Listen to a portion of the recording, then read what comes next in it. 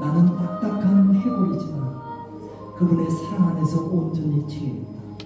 나의 육신은 비록 이곳 묘지에 누워 비바람을 맞고 있지만 나의 영혼은 낙원에 있다. 모든 고난은 끝났다. 주님이 십자가를 지고 골고타를 가셨기에 그 크신 사랑이 우리를 위해 다 이루었기 때문이다.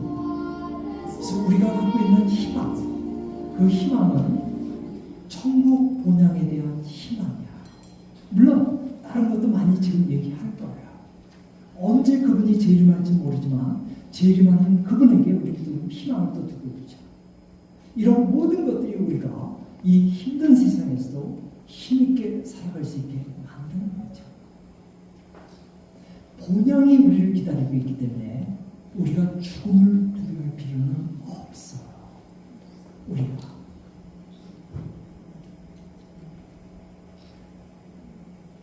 그런데 뭐 죽음을 때로 두려워하는 분도 있을 수 있을 거예요. 경험해보지 못한 세계이기 때문에. 사실 죽음은 누구에게나 낯선 세계니까 쉽지는 않을 수도 있다는 생각이 와요. 이 성삼은 단종을 위해서 자신의 목숨을 내놓은 분이죠. 그가 이제 죽는 순간에 이렇게 마지막 죽음의 표현을 해요.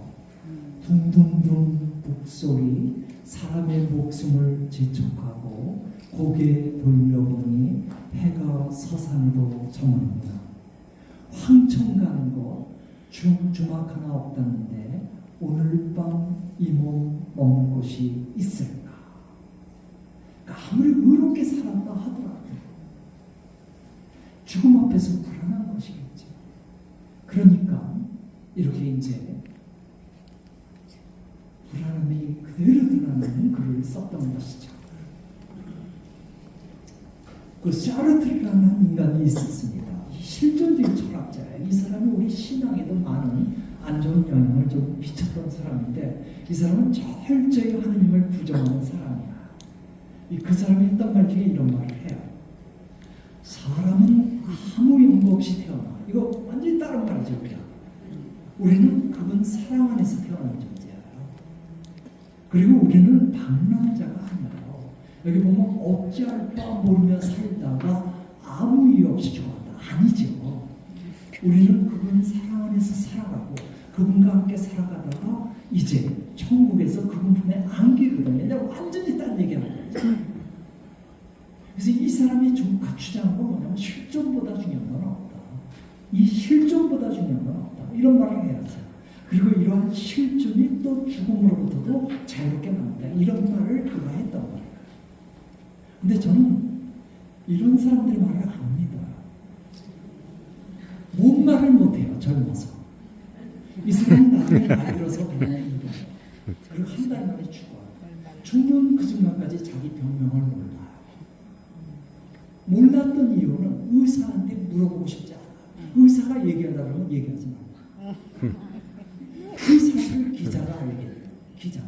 르몽드라고 해서 프랑스에서 제일 큰 신문이야. 르몽드에서 그 사실을 알게 된 기자가 제목을 어떻게 써서 기사를 썼냐면 죽음으로부터의 자유를 그렇게 외쳤던 샤르트르의 만론은 왜 이렇게 비참한가? 당연하죠. 갈 곳이 없는데.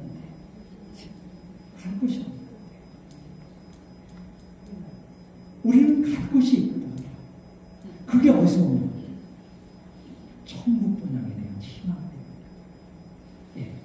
순례자, 희망의 순례자로서 이제 우리가 잊지 말아야 될 건 천국 본향이 항상 기다리고 있다는 걸 기억하라는 것이죠.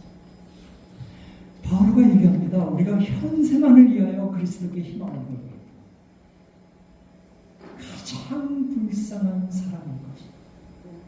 우리의 희망은 현세가 아닙니다. 삼박자 축복 아닙니다. 현세만을 위한 축복이라면 건강하고 자식들 다 잘 되고 재물 축복 이런 거겠죠. 그럽니다.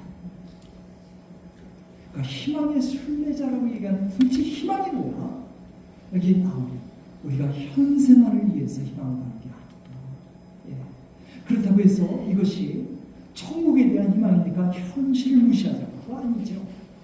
오히려 천국에 대한 희망 때문에 우리는 죽음 앞에서도 자유롭지만 세상을 살아갈 때 세상 사람들과는 다른 가치관에서 갖고 살지요.